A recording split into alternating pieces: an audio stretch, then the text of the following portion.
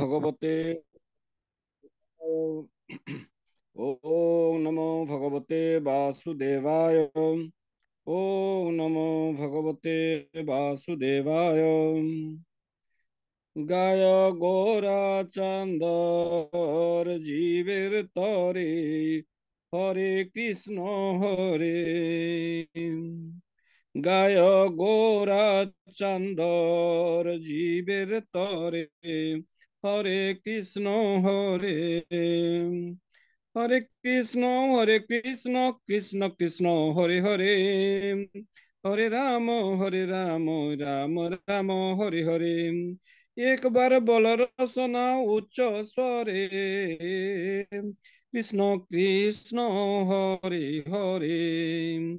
गाय गोरा चंदर जीवेर तरे, हरे कृष्ण हरे।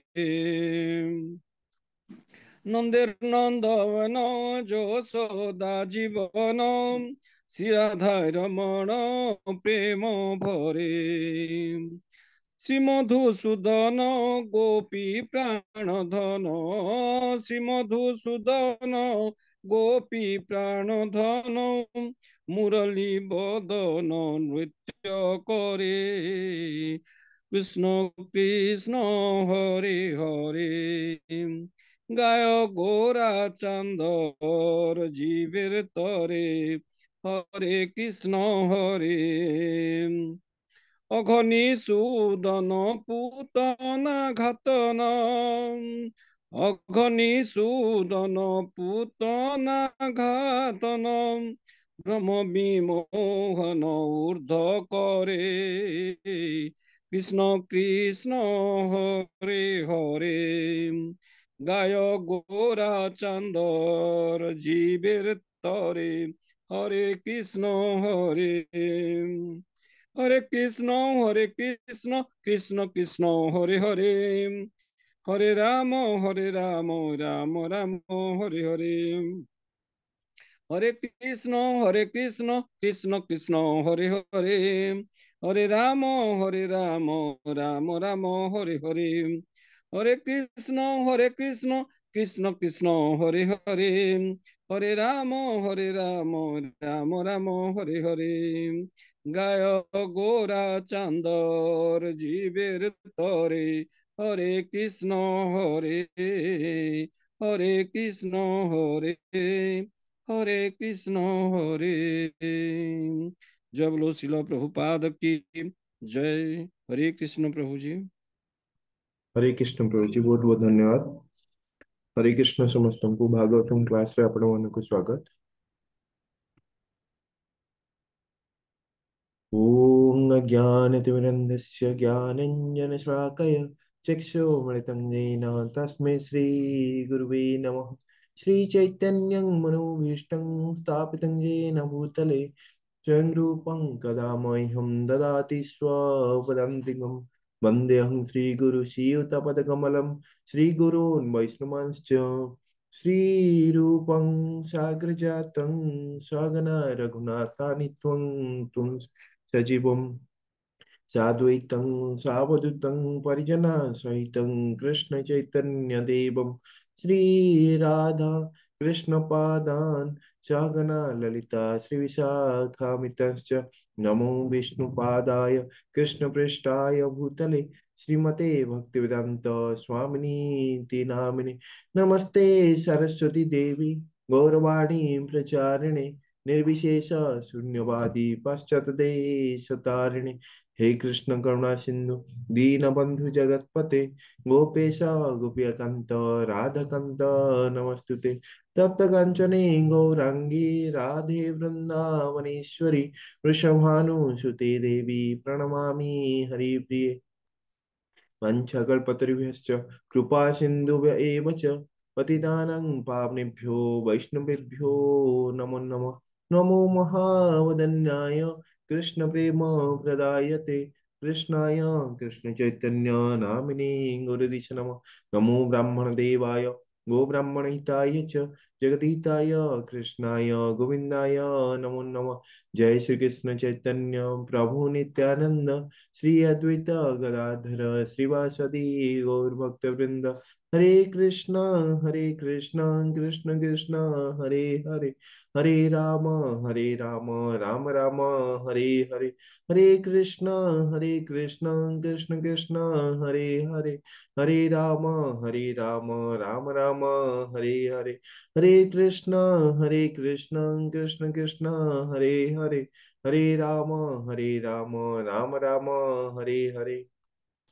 ओम नमो भगवते वासुदेवाय। ओम नमो भगवते भगवते वासुदेवाय। ओम नमो भगवते वासुदेवाय। ओम नमो ओम नमो नमो भगवते भगवते वासुदेवाय। वासुदेवाय।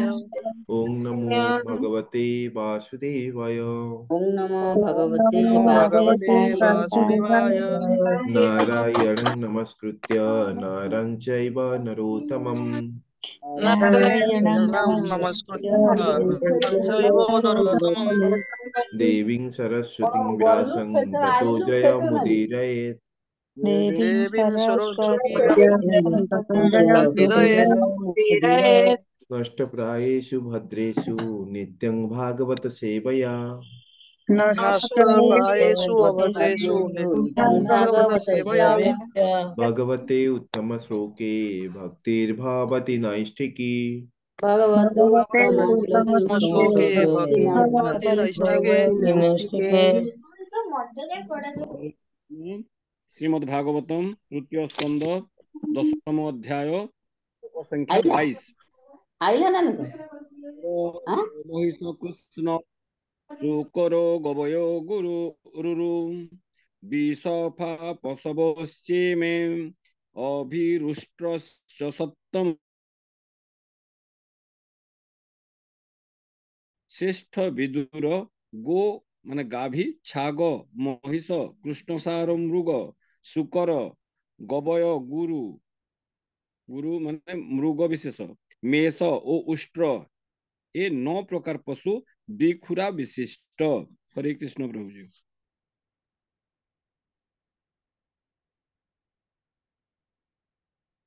हरे कृष्ण हरे प्रभु जी। हरे कृष्ण।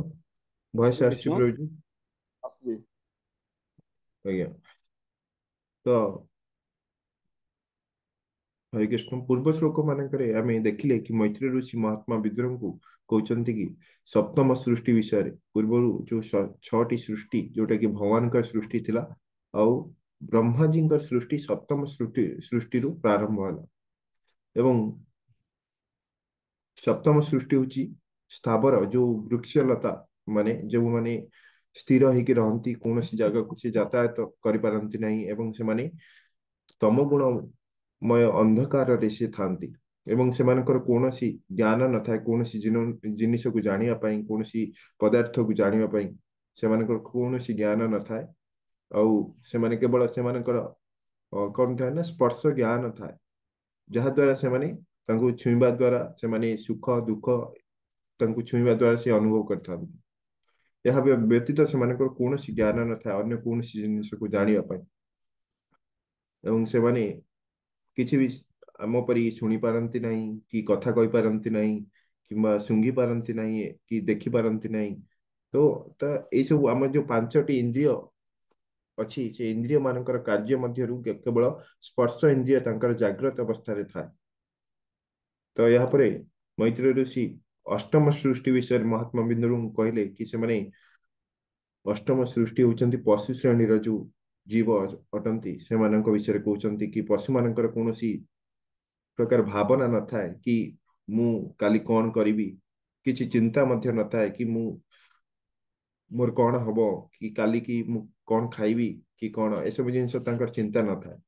से माने कोनोसी जिनिस को बेसी दिन मने रखि पारंती नहीं मध्य जेपरि मनुष्य मने रखि पारे से भली से मनुष्य पशु माने मने रखि पारंती नहीं एवं से माने बहुत अज्ञानी होइतांती एवं से माने तांकर केवल घ्राण इंद्रिय बा शुंघी कि से कौन सी वस्तु को से जानी पारंती कि एटा कि प्रकार वस्तु बोली एवं से माने केवल आहार निद्रा द्वारा से माने संतुष्ट रहती आउ जी से आहार एवं निद्रा तांकर व्यवस्था कर दिए से तार ही कौन होती ना पोषा मानी जाती एवं एठारे मैत्री ऋषि से पशु मानक विषय कहते एवं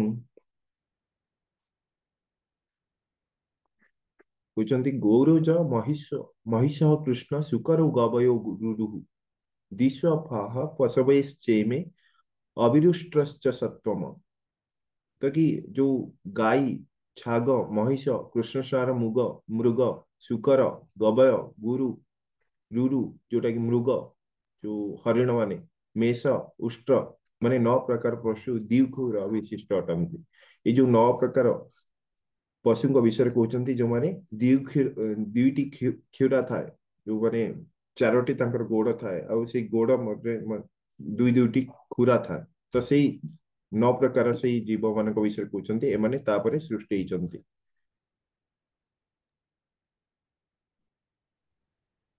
हरे कृष्ण हरे प्रभु जी कृष्ण। श्लोक श्लोक संख्या 23। खरो स्वतरो गौरव सरभश्च मरी तथा एते चैक सफाजत्तः शृणु पंच नखान पशून। हरे कृष्ण। गर्धव अश्व अश्वतर खच्चर गौर मृग विशेष सरभ बाइसन एवं चमरी गाभी এই 6 प्रकार पशु एक खुरा विशिष्ट वर्तमान पंचनख विशिष्ट प्राणी मानकर कथा शुण। हरे कृष्ण प्रभु। तो एमाने सब एक खुरा विशिष्ट पशु अटंती एमाने 6 प्रकार अटंती जोटा कि गध अश्व अश्वतर खच्चर जोटा कि गध आउ अश्व मानकर सम्मिश्रण रे खच्चर बोली कह जाए से गौर जो मृग विशेष सरभ बाइसेन जो चमरी गाई सरभ बोली कह जाए ये 6 प्रकार पशु पूरा एक खुरा विशिष्ट अटंती आउ मैत्र मैत्री ऋषि महात्मा विद्रोह कहते कि पंचनख विशिष्ट प्राणी मान कथा कहते एठारे श्वासृगाल ब्रुको हरे व्याघ्रो मार्जरः ससल्लोकौ सिंह कपिर्गर्ज कुर्मो गोधो गोधा च मकरादय जो श्वा माने कुकुर श्रुगाल ब्रुक कोकिशियाली व्याघ्र मार्जर बिराड़ी शस जो ठेकुआ सलौक जो शरीर रे सिंह थिबा एक प्राणी एक प्रकार प्राणी जोटा कि सजानु मध्यम कह जाए सिंह कफी मर्कट हस्ती कुर्म गोधा ओ साप चारिपाद थिबा सर्प तो माने मकर आदय मकर आदि अन्य माने तो ए माने 5 नख विशिष्ट अटंती एମାନଙ୍କୁ पंचनख मध्यम कह जाए। हरे कृष्ण प्रभु जी इधर कौन कहे कंक गुध्र बकस्वेन भास भल्लुक बहिर्नः हंस सारस चक्राह काको लुकादय खगा तो कंक पक्षी गुध्र पूरा सिटी बक में देख चिट स्वेन लोग स्वेन बड़ा पक्षी बड़ा सिटी का कपड़ा ना भास भल्लुक जो भालू बहिर्न मयूर हंस सारस चक्राह चक्रवाक्र चक्रवाक काक उल्लुक पेचक आदय आदि पक्षीगण से माने जात हुअन्ति तो ये समस्त पशुपक्षी मानकु जहाँ में देखिले से माने समस्ते मनुष्यंक ठारू नीच जोनि रे अवस्थित जाको मैत्री ऋषि कहउचंती या पर मनुष्य मानक विषय रे मैत्री ऋषि कहउचंती।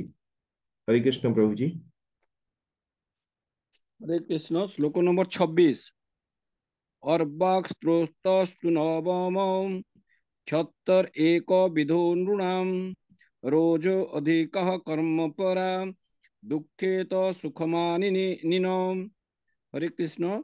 अधोभाग अनुवाद अधोभागरे आहार निमित्त संचरणशील अर्थात जो माने खाद्य पदार्थ उदर रे रखंती ମାନବ ଗଣର ଯେଉଁ ସୃଷ୍ଟି ତାହା ନବମ, ତାହା ଏକ ପ୍ରକାର। ମନୁଷ୍ୟମାନଙ୍କ ଠାରେ ରଜୋଗୁଣ ହିଁ ଅଧିକ। ଏଇଥିପାଇଁ ଏମାନେ କର୍ମ ତତ୍ପର ଏବଂ ଦୁଃଖକର ବିଷୟକୁ ସୁଖକର ମନେ କରିଥାନ୍ତି। ହରେ କୃଷ୍ଣ ପ୍ରଭୁ। ହରେ କୃଷ୍ଣ। ତ ଏଠାରେ ମୈତ୍ରେୟ ଋଷି କହୁଛନ୍ତି ଅର୍ବାକ ସ୍ତୋତ୍ରସ୍ତୁ ନବମଃ। ମାନବ ମାନଙ୍କର ଯୋଉ ସ୍ଥାନ ହଉଛି କଣ ନବମ, ଏମାନଙ୍କର ଅର୍ବାକ ମାନେ ଅଧୋଭାଗରେ ସଞ୍ଚରଣଶୀଳ, ଯୋଉଟା କି ତାଙ୍କର ଆହାର ସ୍ରୋତ, ଆହାର ସଞ୍ଚାର, ଯୋଉ ଆହାର ସେମାନେ ଖାଆନ୍ତି କଣ ହୁଏ ନା ଉପରୁ ତଳକୁ ଯାଏ। ସେମାନଙ୍କର ଯୋଉ ମାନବ ଶ୍ରେଣୀର ଜୀବ ମାନେ ଅଛନ୍ତି ବା ମାନବ, ତାର ସେ ଖାଦ୍ୟ ଖାଇଲେ ତାର ଉଦରକୁ ଯାଏ, ସେଟା ଉପରୁ ତଳକୁ ଯାଇଥାଏ। ଏବଂ ଏମାନେ এই ଭୌତିକ ଜଗତରେ ଜୀବ ଯୋଉ ସୃଷ୍ଟି ହଉଛନ୍ତି ଏ ନବମ ସୃଷ୍ଟି ଅଟନ୍ତି। ତ ମାନବ ମାନେ ନବମ ସୃଷ୍ଟି ଅଟନ୍ତି। ଏବଂ କ୍ଷତରେ ଏକ ବିଧୁ ନୃଣ, ଏଠି କ୍ଷତ ବିଦୁରଙ୍କୁ କୁହାଯାଉଛି କି ହେ ବିଦୁର, ମହାତ୍ମା ବିଦୁର, କି ଏଇ ଯୋଉ ମାନବ ମାନେ ସୃଷ୍ଟିର ନବମ ସୃଷ୍ଟି ଅଟନ୍ତି। ଏବଂ ରଜୌଧିକ ସେମାନେ ଏବଂ ମନୁଷ୍ୟ ମାନଙ୍କ ଠାରେ କଣ ଥାଏ ନା ରଜଗୁଣର ପ୍ରଭାବ ଅଧିକ ରହିଥାଏ। ଏବଂ କର୍ମପରା, ଏବଂ ମନୁଷ୍ୟମାନେ ବିଭିନ୍ନ ପ୍ରକାର ଭୌତିକ କାର୍ଯ୍ୟରେ ଲାଗି ରହିଥାନ୍ତି। ଏଇ ରଜଗୁଣର ପ୍ରଭାବରେ କଣ ହୁଅନ୍ତି ନା ଦୁଃଖ ଚ ସୁଖମାନି ନହ, ଏବଂ ଏମାନେ ଏଇ ରଜଗୁଣର ପ୍ରଭାବରେ ତାଙ୍କର ଦୁଃଖକୁ ସେମାନେ ସୁଖ ବୋଲି ମାନନ୍ତି। ତ ଏଟା ଦେଖନ୍ତୁ, ତ ମନୁଷ୍ୟ ମାନଙ୍କର ଯୋଉ ସୃଷ୍ଟି ଯୋଉଟା କି ନବମ ସୃଷ୍ଟି ଅଟେ, ଯାହା ମୈତ୍ରେୟ ଋଷି ଏଠାରେ କହୁଛନ୍ତି, ଏବଂ ମନୁଷ୍ୟ ମାନଙ୍କ ଠାରେ ରଜଗୁଣର ପ୍ରଭାବ ବହୁତ ଅଧିକ ଥାଏ। ଏମିତିକି ପଶୁମାନଙ୍କ ଠାରୁ ମଧ୍ୟ ଅଧିକ ରହିଥାଏ। ଆମେ ଦେଖିବା ପଶୁମାନେ ଏଇ ସୃଷ୍ଟିରେ ତାଙ୍କର ନୀତି ନିୟମ, ତାଙ୍କୁ ଯୋଉଭଳି କାର୍ଯ୍ୟ ଦିଆଯାଇଛି ସମ୍ପାଦନ କରିବା ପାଇଁ, ସେ ନୀତି ନିୟମକୁ ସିଏ ପାଳନ କରନ୍ତି। ଯେପରି କଣ ଖାଇବା, ଯେପରି ଗାଈ ମାଂସ ଭକ୍ଷଣ କରିପାରିବ ନାହିଁ, କିମ୍ବା ବାଘ୍ର ସିଏ କଣ କରିପାରିବନି ନା ଘାସ ଭକ୍ଷଣ କରିପାରିବ ନାହିଁ। ତ ତାଙ୍କୁ କିଛି ଜିନିଷ ଦିଆଯାଇଛି, ତ ସେଇ ନିୟମକୁ ସେ ପାଳନ କରନ୍ତି। ଆଉ ଯେପରି ତାଙ୍କର ଠିକ ସମୟରେ ଶୋଇବା, ଠିକ ସମୟରେ ଉଠିବା, ଏବଂ ପଶୁ ସମାଜରେ ଦେଖିବାକୁ ଗଲେ ଯୌନ କ୍ରିୟା ପାଇଁ ତାଙ୍କୁ ନିର୍ଦ୍ଦିଷ୍ଟ ସମୟ ଦିଆଯାଇଛି। ସେଇ ସମୟ ମଧ୍ୟରେ ସେମାନେ ଯୌନ କ୍ରିୟା କରନ୍ତି ଏବଂ ସନ୍ତାନ ଉତ୍ପାଦନ କରନ୍ତି। କିନ୍ତୁ ମନୁଷ୍ୟ ରଜଗୁଣର ପ୍ରଭାବରେ କଣ କରେ, ସେ ସମସ୍ତ ନୀତି ନିୟମକୁ ସେ ଭାଙ୍ଗି ପକାନ୍ତି ରଜଗୁଣର ପ୍ରଭାବରେ ମନୁଷ୍ୟମାନେ। ତ ଦେଖିବାକୁ ଗଲେ ମନୁଷ୍ୟକୁ ଭଗବାନ ବହୁତ ଉନ୍ନତ ବୁଦ୍ଧି ଦେଇଛନ୍ତି, ଉନ୍ନତ ଚେତନା ଦେଇଛନ୍ତି। ଏଇ ଭୌତିକ ଯୋଉ ଦୁଃଖପୂର୍ଣ୍ଣ ଯୋଉ ଭୌତିକ ଜଗତରୁ ଉଦ୍ଧାର ପାଇବା ପାଇଁ ବୁଦ୍ଧି ଦେଇଛନ୍ତି। କିନ୍ତୁ ସେଇ ବୁଦ୍ଧିକୁ ଠିକ ବାଟରେ ଉପଯୋଗ କରେ ନାହିଁ। ଏଇ ଭୌତିକ ଜଗତରୁ ଉଦ୍ଧାର ପାଇବା ପାଇଁ ଏବଂ ଭଗବତ ଧାମକୁ ପ୍ରତ୍ୟାବର୍ତ୍ତନ କରିବା ପାଇଁ ସିଏ ଚେଷ୍ଟା କରେ ନାହିଁ। ରଜଗୁଣର ପ୍ରଭାବରେ ରହି ସିଏ କଣ କରେ ନା ଏଇ ଭୌତିକ ଜଗତକୁ ଉପଭୋଗ କରିବାକୁ ଚାହେଁ। କିନ୍ତୁ ଯେତେବେଳେ ମନୁଷ୍ୟ ଭାବେ କି ମତେ ଯୋଉ ବୁଦ୍ଧି ମିଳିଛି ତା ହଉଛି କଣ ନା ଏଇ ଭୌତିକ ଜଗତକୁ ପାରୁ ପର୍ଯ୍ୟନ୍ତ ମୁଁ ଉପଭୋଗ କରିବି, ଏବଂ ମନୁଷ୍ୟ କଣ କରେ ତା ଭୌତିକ ଜୀବନକୁ ଆନନ୍ଦ କରିବା ପାଇଁ, ତାର ଇନ୍ଦ୍ରିୟ ମାନଙ୍କୁ ଆନନ୍ଦ ଦେବା ପାଇଁ ସବୁବେଳେ ସେ ବିଭିନ୍ନ ପ୍ରକାର ଭୌତିକ କାର୍ଯ୍ୟରେ ଲାଗି ରହିଥାଏ, ଯୋଉଟା କି କର୍ମପରା ବୋଲି କୁହାଯାଇଛି। ଏବଂ ତାର ବୁଦ୍ଧିକୁ କେବଳ ଆହାର ନିଦ୍ରା ଭୟ ମୈଥୁନରେ ସେ ଲଗାଇଥାଏ। ଏବଂ ଯେତେ ଯେତେ ସେ ଦେଖିବାକୁ ଗଲେ ତାର ଭୌତିକ ଜୀବନକୁ ସେ ଉପଭୋଗ କରିବାକୁ ଚେଷ୍ଟା କରେ, ସେ ସେତେ ସେତେ କଣ ହୁଏ ନା ମାୟା ଦ୍ଵାରା କବଳିତ ହୋଇ ସେତେ ସେତେ ସେ କଣ କରେ ନା ଦୁଃଖ ପ୍ରାପ୍ତ କରେ। ମାୟାର ପ୍ରଭାବରେ ସେ ନିଜକୁ ସୁଖୀ ବୋଲି ଭାବେ, କିନ୍ତୁ ସେ ପ୍ରକୃତରେ ଦୁଃଖରେ ହିଁ ଥାଏ। ତ ଭଗବାନ ମନୁଷ୍ୟକୁ ଯେଉଁ ବୁଦ୍ଧି ଦେଇଛନ୍ତି ଭଗବତ ପ୍ରାପ୍ତି ପାଇଁ, ଭଗବାନଙ୍କୁ ବୁଝିବା ପାଇଁ, ତ ସେଇ ବୁଦ୍ଧିକୁ ଆମେ ଭୌତିକ ଜିନିଷରେ ଲଗାଇ ପଶୁ ପରି ଏଇ ଜୀବନକୁ ଅତିବାହିତ କରି ଯୋଉ ମନୁଷ୍ୟ ଜୀବନ ଯୋଉ ଲକ୍ଷ୍ୟକୁ ଆମେ बुझी पारंती नहीं ए मनुष्य जीवन को व्यर्थ कर दियंती भगवान हमको बुद्धि देइचंती सब कुछ बुझिबा पई कि आमे किए आमे कोन ठरु आसीछु कि आमे शरीर नुहंती आमे आत्मा अटंती एवं भगवान अंश अटंती एवं आत्मार स्वभाव हूँ भगवान दासत्व को स्वीकार करवा जीवर स्वरूप है कृष्णर नित्य दास भगवान कृष्ण दास हवा तो यह आमर बुद्धि को आमको एठारे न लगाई आमको आमे कौन करती ना पशुपरी जीवन को अतिवाहित करने आमे ये बुद्धि को प्रयोग करती आहार निद्रा भय मथन जोटा कि खाइबा शोइबा भय करवा छुआ जन्म करवा यह तो पशु तो करुच्ची मनुष्य यह टिके देखिया गले टिके भलरे करिपारे किंतु जे तो देखिया गले से ही कार्य करछि यह छड़ा जदि से मनुष्य जीवन लक्ष्य को से जदि बुझी पारु नाही ताले ता मनुष्य जीवन व्यर्थ अटे ए भौतिक जगत उद्धार पाइबा पई आध्यात्मिक जगत भगवत धाम को जीवा को चेष्टा करू नाही जदि केवल पशु परि जीवन को अतिवाहित करछि ताले से पशु ही अटे तार मनुष्य जीवन व्यर्थ अटे एवं जो माने भगवान भक्ति पूर्ण सेवा करती से माने भगवान परम धाम को गति करती भगवान धाम कृष्ण लोक को प्रत्यावर्तन करती जोटा भगवान भगवत गीता कहते मामुपेत्य पुनर्जन्म दुखालयम अशाश्वतम नाप्नुवन्ति महात्मनः संसिधिं परमागता तो जो महात्मा गण भगवान सेवारत होती से माने कौन भगवान कहते कि से माने मो निकट को फेरी आसती ये दुखपूर्ण आउ ये अस्थायी जगत रे से आउ रहती नहीं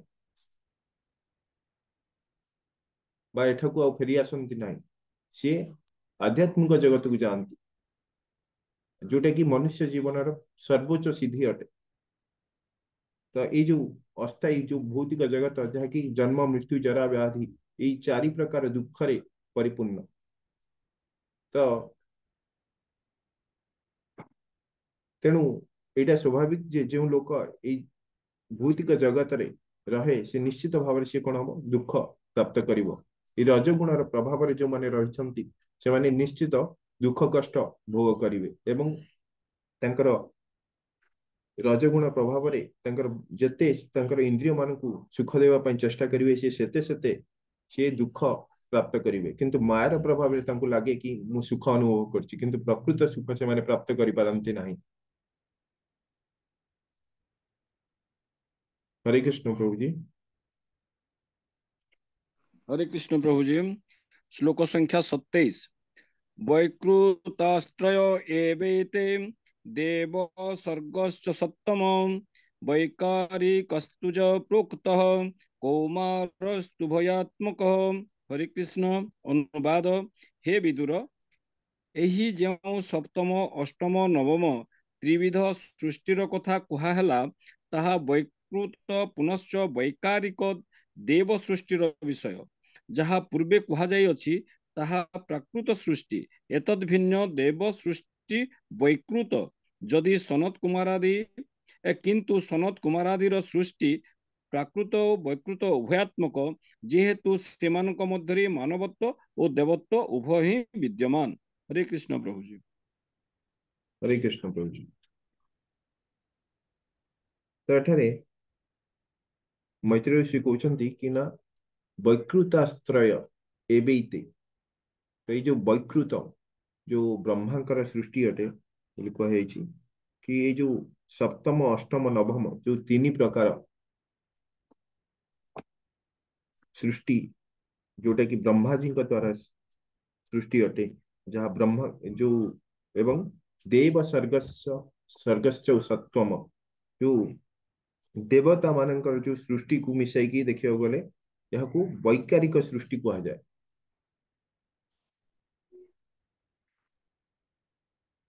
ये तीन प्रकार जो सप्तम अष्टम नवम आमे देखिले जो प्रथमे सप्तम सृष्टि रे आमे देखिले कौन ना समस्त स्थावर तापरे अष्टम सृष्टि रे आमे देखिले समस्त पशु और नवम सृष्टि रे देखिले समस्त मानव तो ये तीन प्रकार सृष्टि ब्रह्मा जी द्वारा तैयारी हुए सृष्टि हुए एवं जो देवता मान सृष्टि को कौन कह जाए वैकारिक सृष्टि कह जाए वैकारिकस्तु यह प्रोक्त एवं कौमारस्तु भयात्मक एवं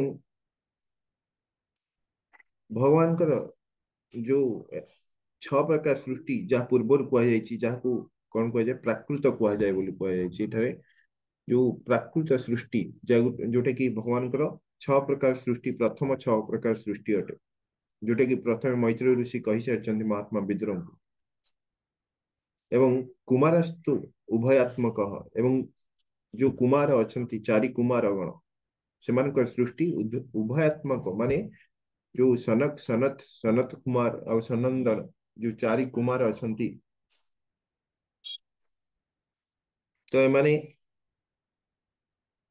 जो प्रथम सृष्टि एवं द्वितीय सृष्टि जो प्रथम जो 6टी सृष्टि एवं यही ब्रह्मा जी सृष्टिर मध्य भागरे बा उभय से माने आसी थांती जोटा कि वैकृत एवं प्राकृत उभय से माने आसी थांती तो देखंतु जो 9टी सृष्टि आमे देखले जो प्रथम सृष्टि होची कोन महत्त्व बा जो समस्त जड़ पदार्थ मानकर सृष्टि जहाँ कि भगवान करती तो प्रथम 6 सृष्टि भगवान करती एवं अन्य 3 सृष्टि को ब्रह्मा जी करती एवं जो वैचारिक सृष्टि जोटा कि देवता गण सृष्टि यह परे हुए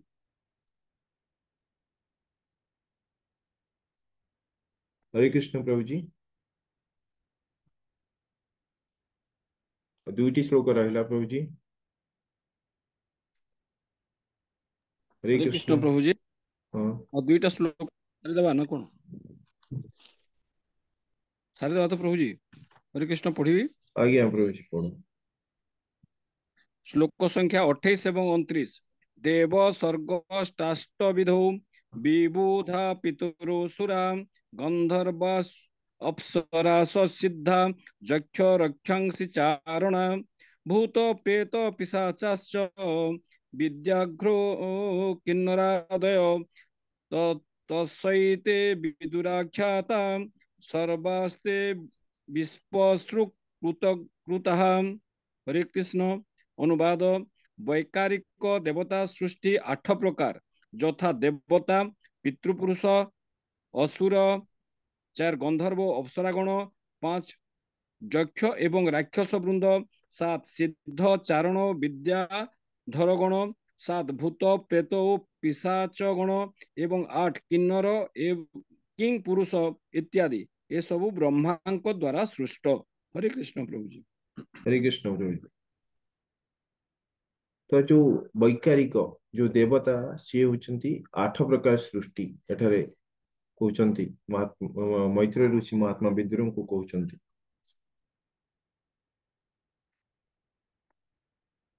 और एठारे प्रथमे होचंती देवता आसचंती तापरे पितृपुरुष गण असुर आसचंती गंधर्व अप्सरा गण राक्षस वृंद सिद्ध चारण विद्याधर गण भूत प्रेत पिशाच गण एवं किन्नर किंग पुरुष इत्यादि सब सृष्टिकर्ता ब्रह्मा द्वारा सृष्ट होचंती तो जिते भी देवता आसुचंती पितृपुरुष आसुचंती असुर आसुचंती तो ए माने समस्ते ब्रह्मांकर सृष्टि अटंती जोटा कि प्राकृत सृष्टि ठार भिन्न अटंती प्रथमे जो महत्त्व सृष्टि हुए प्रथम सृष्टि आमे जो देखले महत्त्व सृष्टि तो से समस्त भौतिक पदार्थ मान सृष्टि हो जाए एवं यहाँ पर आसे अहंकार अहंकार यही महत्त्वर प्रभाव रे कौन हुए 3 गुण सृष्टि हुए तो देखिया गले भगवान भौतिक प्रकृति को सृष्टि कर सारा परे आउ सबु कार्य ब्रह्मा जी को स्थानांतरित कर दियंती बा तांकर से जो कार्य करने पाई तांको नियुक्त कर दियंती एवं सी कौन करती समस्त देवता समस्त पितृपुरुष मानू असुर मानू पूर्व परी जहा पूर्व कल्परे जहा जोपरी सृष्टि संभव संभव थिला सेही परी सृष्टि पुनर्बार से कर दौरान ब्रह्मा जी ଆଉ ସେହିପରି ଆମେ ଯେପରି ଜାଣିଛନ୍ତି କି ଭଗବାନ ତାଙ୍କର ଶୁଦ୍ଧ ଭକ୍ତ ମାନଙ୍କୁ ତାଙ୍କର ନିଜ ପରି ଶକ୍ତି ପ୍ରଦାନ କରନ୍ତି ଆଉ ସେଇ ଶକ୍ତି ମାଧ୍ୟମରେ ଜଣେ ଶୁଦ୍ଧ ଭକ୍ତ ଭଗବାନଙ୍କ ପରି କାର୍ଯ୍ୟ କରିପାରେ। ଆଉ ସବୁ କିଛିର ଶ୍ରେୟ ଶୁଦ୍ଧ ଭକ୍ତ ମାନେ କାହାକୁ ଦେବାକୁ ଚାହାନ୍ତି? ଭଗବାନଙ୍କୁ ଦେବାକୁ ଚାହାନ୍ତି। ଆଉ ଭଗବାନ ମଧ୍ୟ ସବୁ କିଛିର ଶ୍ରେୟ ତାଙ୍କ ଭକ୍ତ ମାନଙ୍କୁ ଦେବା ପାଇଁ ଚାହାନ୍ତି। ତ ସେଇଥିପାଇଁ ଆମେ ପୂର୍ବ ଅଧ୍ୟାୟରେ ଆମେ ଦେଖିଲେ, ପୂର୍ବ ଦୁଇଟି ଅଧ୍ୟାୟରେ ଦେଖିଲେ କି ବ୍ରହ୍ମାଜୀ ଭଗବାନଙ୍କୁ ପ୍ରାର୍ଥନା କରୁଛନ୍ତି, ତପସ୍ୟା କରୁଛନ୍ତି କି ମୁଁ ଏଇ ଯୋଉ ଭୌତିକ ସୃଷ୍ଟି ତିଆରି କରୁଛି, ଏହା ଦ୍ୱାରା ମୁଁ ଏହା ଦ୍ୱାରା ମୁଁ ଏଇ ଯୋଉ ଭୌତିକ ସୃଷ୍ଟି କରିବା ଦ୍ୱାରା ମୁଁ ଏଇ ଭୌତିକ ତା ଦ୍ୱାରା ମୁଁ କିପରି ବାନ୍ଧି ନ ହୁଏ ଆପଣଙ୍କ ସେବାରୁ, ଯେପରି ମୁଁ ମୋର ସେବା ଯେପରି ଆପଣଙ୍କର ଯୋଉ ସେବାରେ ମୁଁ ଯେପରି ବିଚ୍ୟୁତ ନ ହୁଏ ଏବଂ ଏଇ ଯୋଉ ସିଦ୍ଧ ପୁରୁଷ ଗଣଙ୍କ କଥା କୁହାଯାଇଛି, ଦେବତା ଗଣ, ଏଇ ଯୋଉ 8 ପ୍ରକାର ଯୋଉ ସୃଷ୍ଟି, ଯୋଉ ବ୍ରହ୍ମାଙ୍କର ସୃଷ୍ଟି ଅଟେ, ଅଷ୍ଟବିଧ ବୋଲି କୁହାଯାଇଛି, ଯୋଉଟା କି 8 ପ୍ରକାର ଅଟେ। ତ ଏମାନେ ବିନା ଯାନରେ ଅନ୍ତରିକ୍ଷରେ ଭ୍ରମଣ କରିପାରନ୍ତି। ସେମାନଙ୍କର ଇଚ୍ଛା କରିବା ମାତ୍ରେ, କେବଳ ତାଙ୍କ ମନ ମଧ୍ୟରେ ଇଚ୍ଛା କରିବା ମାତ୍ରେ ସେଇ ଲୋକକୁ ସେ ମାନେ ଯାଇପାରନ୍ତି। ଆଉ ଯୋଉ ଉଚ୍ଚ ଲୋକରେ, ଯୋଉମାନେ ସ୍ୱର୍ଗ ଲୋକରେ ଅଧିବାସୀ, ଯୋଉ କିଏ ନା ଯୋଉ ଦେବାଦେବୀ ମାନେ ଅଛନ୍ତି, ସେମାନଙ୍କୁ ମଧ୍ୟ କାର୍ଯ୍ୟ ସମ୍ପାଦନ କରିବା ପାଇଁ କିଛି ଭୌତିକ ଜିନିଷର କାର୍ଯ୍ୟ ସମ୍ପାଦନ ଦାୟିତ୍ୱ ସେମାନଙ୍କୁ ଦିଆଯାଇଥାଏ। ତ ସେଇ କାର୍ଯ୍ୟ ସେମାନେ ଠିକ ଭାବରେ ସେମାନେ ମଧ୍ୟ ଶୁଦ୍ଧ ଭକ୍ତ ଅଟନ୍ତି। ଯୋଉ ଦେବତା ମାନେ ଅଛନ୍ତି ସେମାନେ ବି ଭଗବାନଙ୍କର ଭକ୍ତ ହିଁ ଅଟନ୍ତି। ଆଉ ସେମାନଙ୍କ ସୃଷ୍ଟି ବ୍ରହ୍ମାଜୀଙ୍କ ଦ୍ୱାରା ହୋଇଥାଏ ଏବଂ ବ୍ରହ୍ମାଜୀ କଣ କରନ୍ତି?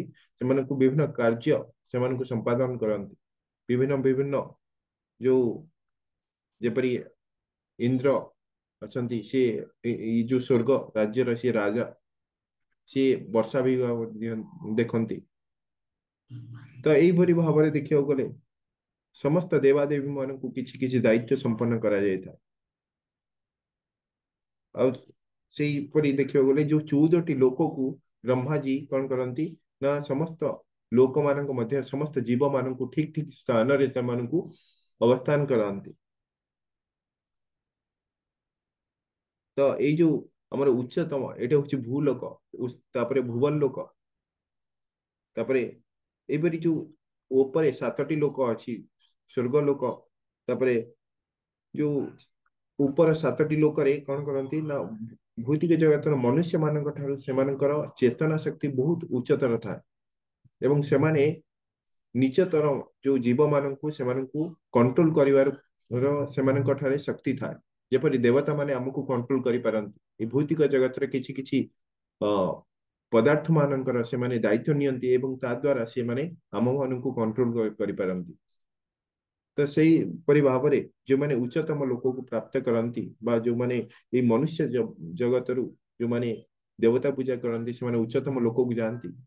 ସେମାନେ କିଛି କଣ୍ଟ୍ରୋଲ କରିପାରନ୍ତି ସତ, କିନ୍ତୁ ସେମାନେ ଆଧ୍ୟାତ୍ମିକ ଜଗତକୁ ଉନ୍ନତି ହୋଇପାରନ୍ତି ନାହିଁ।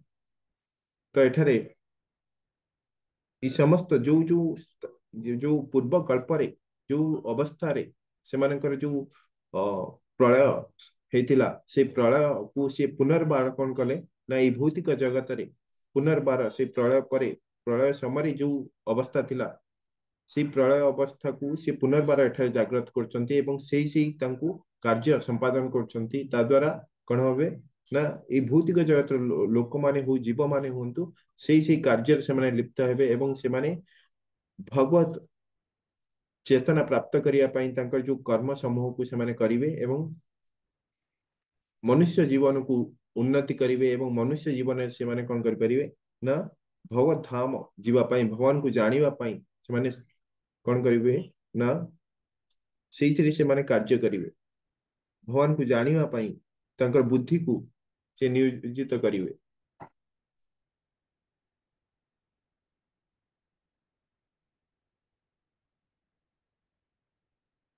और जो भूत प्रेत राक्षस पिशाच ମାନଙ୍କ କଥା କୁହାଯାଇଛି ସେମାନେ ସେଇଭଳି କାର୍ଯ୍ୟ କରିଥାନ୍ତି ସେଇଥିପାଇଁ ସେମାନେ ଭୂତ ପ୍ରେତ ଏଇ ଯୋଉ ଶରୀର ଧାରଣ କରିଥାନ୍ତି କିମ୍ବା ଯୋଉ ଯୋଉ ଜୀବ ଏଠାରେ ଆମେ ଦେଖୁଛନ୍ତି କି ଭୌତିକ ଜଗତରେ ବହୁତ ଦୁଃଖ କଷ୍ଟ ଭୋଗ କରୁଛି ଯେତେବେଳେ ଯୋଉ ଜଣକୁ କ୍ୟାନ୍ସର ହେଇଯାଉଛି ଜଣକୁ କିଛି ହେଇଯାଉଛି ତ ଆମେ ସାମ୍ନାରେ ଦେଖିକିନା କହୁଛନ୍ତି ଏଡେ ଛୋଟ ଛୁଆଟା ଏଟେ ଛୋଟ ବୟସରେ ତାକୁ ଏପରି ରୋଗ କାହିଁକି ହେଇଗଲା ତ ଦେଖିବାକୁ ଗଲେ ତା ପୂର୍ବ କର୍ମକୁ ଯଦି ଆମେ ଜାଣିବା ତାହେଲେ କହିବା କି ହଁ ତାକୁ କ୍ୟାନ୍ସର ହେଇଛି ଠିକ ହେଇଛି ବୋଲି କିନ୍ତୁ ଆମର ସେଇ ଜ୍ଞାନ ନଥାଏ ସେଇଥିପାଇଁ ଆମେ ଭାବନ୍ତି କି ଏଇ ଯୋଉ ଛୁଆଟିକୁ ଏଇ ଯୋଉ ରୋଗ ହେଇଛି ଏଇଟା ଭଗବାନ କିପରି ଏପରି କଲେ ବା ଭଗବାନଙ୍କୁ ଆମେ ଦୋଷ ଦିଅନ୍ତି କିନ୍ତୁ ପ୍ରକୃତରେ ଆମେ ଯଦି ତାର ପୂର୍ବ କର୍ମକୁ ଦେଖିବା ଆମେ କହିବା କି ହଁ ସେ ଯାହା ବି ପ୍ରାପ୍ତ କରିଛି ସେଇଟା ଠିକ ହେଇଛି ତ ସେଇଭଳି ଭାବରେ ସେ କଣ କରନ୍ତି ପୂର୍ବ କଳ୍ପ ଅନୁଯାୟୀ ବ୍ରହ୍ମାଜୀ ଏଇ ସୃଷ୍ଟିକୁ ପୁନର୍ବାର ତିଆରି କରନ୍ତି ଏବଂ ସୃଷ୍ଟିର ଜୀବମାନଙ୍କର ଯାହା ବି ଭୋଗ କରିବାର ଅଛି ଯାହା ବି କାମନା ଅଛି ଏବଂ ସେମାନେ କିପରି ଭାବରେ ଆଧ୍ୟାତ୍ମିକ ଜଗତକୁ ଉନ୍ନତି ହୋଇପାରିବେ ସେମାନଙ୍କୁ ସେଇଭଳି ଜ୍ଞାନ ମଧ୍ୟ ଭଗବାନଙ୍କ ଦ୍ଵାରା ଯୋଉ ଭଗବତ ଗୀତା ଭାଗବତମ ଏଇ ଶାସ୍ତ୍ରକୁ ସେ କଣ କରନ୍ତି ନା ବିଭିନ୍ନ ପ୍ରକାର ଯୋଉ ବେଦ ଜ୍ଞାନକୁ ବ୍ରହ୍ମାଙ୍କ ଠାରୁ ଆମେ ଦେଖିଛନ୍ତି ଭଗବତ ଗୀତାରେ ଆମେ ଜାଣିଛନ୍ତି ଏଇ ଯୋଉ ଭଗବତ ଗୀତା ଜ୍ଞାନ ଭଗବାନଙ୍କର ଯୋଉ ଜ୍ଞାନ ସେଟା କୋଉଠୁ ଆସିଛି ନା ବ୍ରହ୍ମାଜୀଙ୍କ ଠାରୁ ଆସିଛି ବ୍ରହ୍ମାଜୀଙ୍କ ଠାରୁ ପ୍ରଥମେ ଭଗବାନଙ୍କ ଠାରୁ ବ୍ରହ୍ମାଜୀଙ୍କ ପାଖକୁ ଆସିଛି ଏବଂ ବ୍ରହ୍ମାଙ୍କ ଠାରୁ ନାରଦ ମୁନିଙ୍କ ଠାରୁ ବ୍ୟାସଦେବ ଏଇପରି କଣ ହେଇଛି ନା ଗୁରୁ ପରମ୍ପରା ମାଧ୍ୟମରେ ଏଇ ଜ୍ଞାନ କୋଉଠିକି ଆସିଛି ନା ଏଇ ଭୌତିକ ଜଗତକୁ ଆସିଛି ଆମ ପାଖକୁ ନିକଟକୁ ଆସୁଛି ଏବଂ ଏହାକୁ ଆମେ ପାଳନ କରିକି ଏଇ ନୀତି ନିୟମକୁ ଶାସ୍ତ୍ରକୁ ଅଧ୍ୟୟନ କରିକି ଆମେ କଣ କରନ୍ତି ନା ଭୌତିକ ଜଗତରୁ ଉଦ୍ଧାର ପାଇବା ପାଇଁ ଆମେ ଚେଷ୍ଟା କରନ୍ତି କିନ୍ତୁ ଯେଉଁ ଜୀବ ଏଥିରେ କୌଣସି ଇଚ୍ଛା ପ୍ରକାଶ କରେ ନାହିଁ ବା ଭଗବାନଙ୍କୁ ମାନେ ନାହିଁ ସେ ନିଶ୍ଚିତ ଭାବରେ ଏଇ ଭୌତିକ ପ୍ରକୃତି ଦ୍ଵାରା ସେ ଦଣ୍ଡିତ ହୁଏ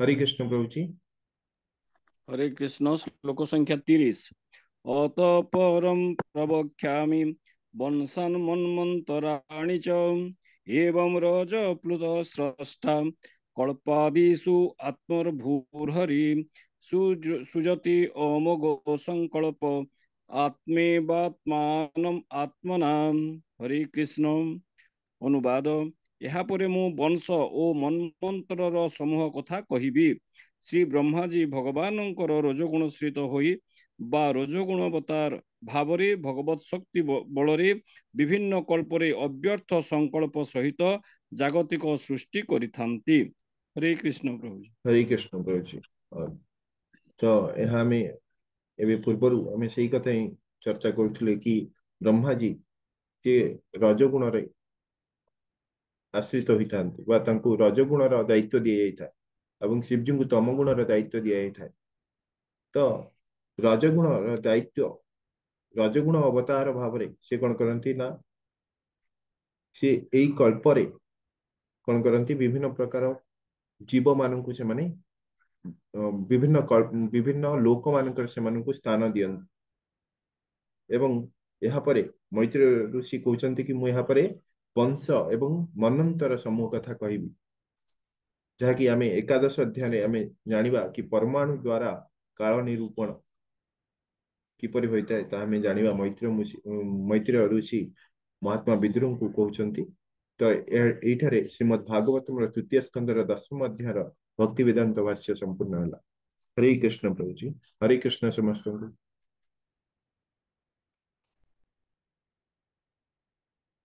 हरे कृष्ण हरे कृष्ण प्रभु जी अनुमोदन काली ठाରୁ हब प्रभु जी हाँ काल अनुमोदन हम अनुमोदन रे प्रभु जी मु तो कहिबी किंतु दायित्वटा करि पारुने काहे मु एब्सेंट रहिबी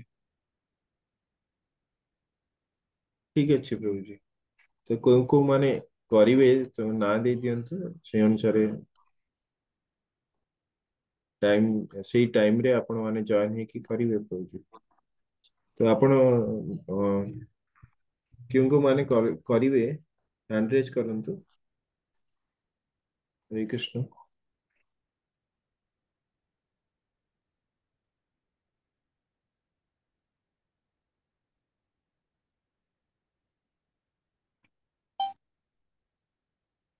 हरे कृष्ण प्रभु जी। हरे कृष्ण मु तो कहबी प्रभु जी क्षण प्रभा माता जी, विनोदिनी माता जी। ଆଉ କ୍ଷଣ ପ୍ରଭା କହିବେ।